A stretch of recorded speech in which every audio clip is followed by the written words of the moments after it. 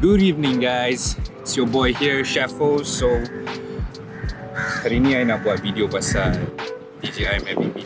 And reason why I nak buat videos regarding DJI Mavic Mini because I've been noticing quite a lot of people asking me on what is the best settings or what is your settings for you to fly the DJI Mavic Mini.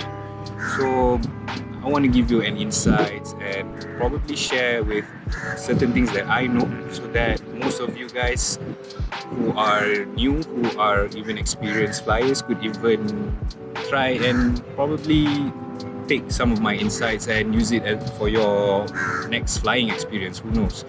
Sebab I pun tak adalah berapa how to say, lama sangat flying drone.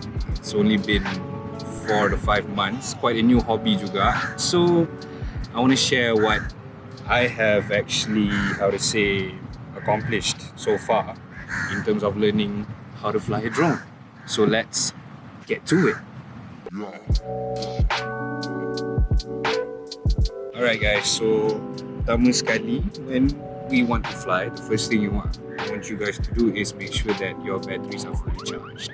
Because, well, you don't want to be, all excited masuk pergi padang semua and then turns out that you only have 50% left in your battery. So make sure always keep your batteries fully charged before any flights. And alright, so we're going to proceed with, well, the first thing that I would usually do is check the measurement of units. What's the measurement of units is, kalau you tengok beneath your screen, there's a height and also distance where dia akan mention dalam meters. So since, we're all Asians, Malaysian specifically, memang kita belajar in terms of metric, meter, kilometer, sentimeter ni and whatnot.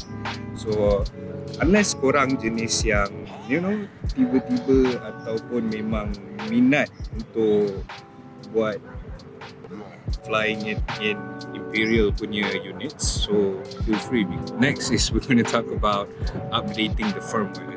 So another thing about updating the firmware, it is very, very important that the firmware is at its latest version before you fly, mainly because kalau you fly and whatnot, I tak nak kalau ada any problems lah, you don't want to occur any problems while your drone is up high, right?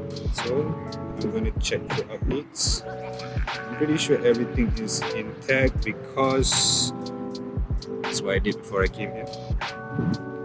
As you can see, both firmware is up to date in terms of aircraft and fly safe database. Alright guys, so before you guys continue on flying, after you updated your aircraft firmware, after you updated your fly safe database, there's actually one more thing you guys have to be aware of. Just like a car, don't ever fly your drone straight away after deducting connect. You should give it time to breathe. Just look around at your screen, your phone screen, because sometimes there might pop out where you have to actually update your battery. It's to be updated to the latest firmware, then that's what you should do at first. So next we're going to the payload mode. Alright, this is something how to say, I pun baru tahu pasal benda ni because before I made this video, of course, I was actually going through what are the other settings that I might need to talk about. Then I noticed there's something called payload mode. What payload mode does is actually, it's very important for you guys yang jenis nak fly with, propeller guards. That also comes if you buy the Fly More combo. So with the propeller guards, you need to switch the payload mode on. Where you can find the payload mode is inside safety and advanced safety settings. You just have to scroll it underneath and you will see the payload mode. Next is changing flight distance. So when you talk about changing the flight distance, as you can see, this is default settings. This is what you get. If you buy a drone, the max altitude will be at 100 meters and the max distance will be at 1,600 meters. So what I'm going to do here, I'm just going to max this, alright, as you can see, and you must know this, the laws and regulation of flying a drone must be at 120 meters max. The reason why the max altitude I put at 500 meters, just in case you really need to get that one shot that if you're a bit lower that you might not get it. Only just be aware that if you were going to take a picture that's above 120 meters in height, do it in a place where probably it's not in a city center, not urban area. Just make sure there's no planes, because there's also a map inside the app that shows which zones that are permittable and not.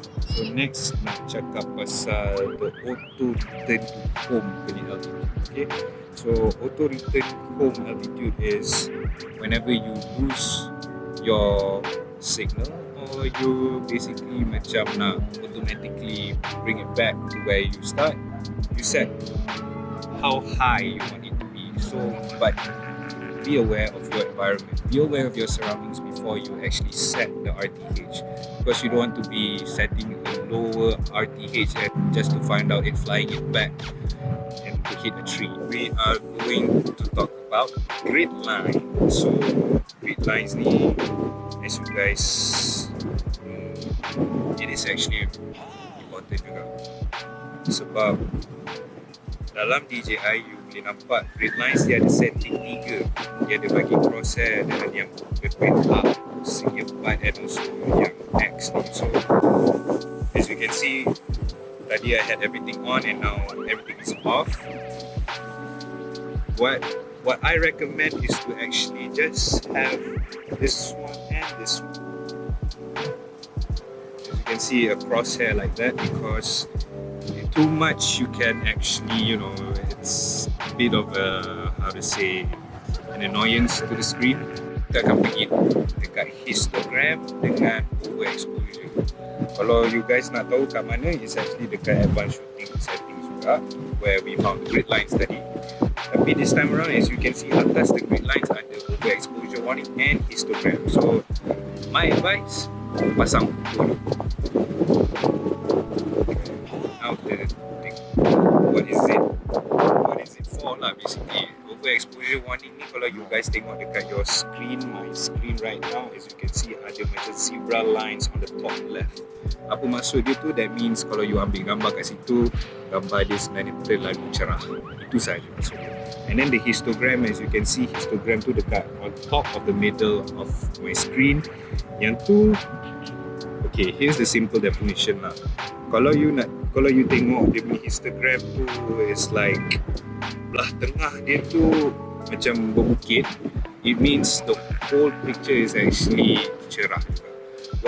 What is the best and most ideal place for it to be is, so the x-axis is horizontal, y-axis is vertical. What we want is to see dia punya graph tu on the y-axis, which is on the left side, lebih berbukit compared to dia berbukit dekat tengah. Okay, reason is kalau dia nampak macam the graph tu lebih berbukit in the center, maksudnya the whole picture, or let's say the information you want from the image berkurang compared to if it's more on the left. Well, alright guys, so sekarang ni nak cakap pasal flight mode.